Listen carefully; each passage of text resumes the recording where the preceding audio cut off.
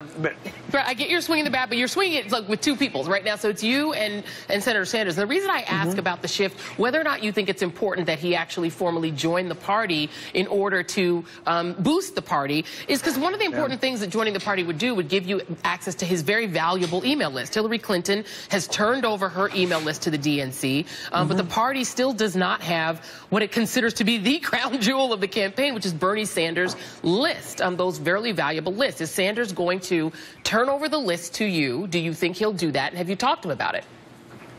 Well, again, that's a question for him. I didn't ask either Secretary Clinton or Senator Sanders about what they were going to do with their lists, simply because that's a decision for them to make. And we do have the list from Secretary Clinton. And what we're doing with Senator Sanders is we've been going around the country, and today's our first visit together. We'll be in 8 states, 6 days. And I think what's most important for us to be doing right now is translating, Joy, this incredible energy out there into action. I think the three things we have going for us, three of the things we have going for us are our unity, our energy, this grassroots energy out there, and our values. You're here tonight, and we're talking about, healthcare is a right, it's not a privilege.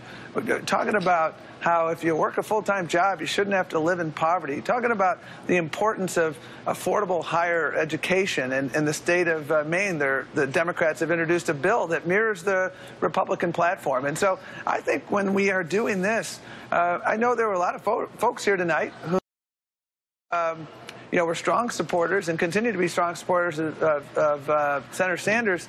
And they're also, I think, realizing that, our values are aligned on just about everything.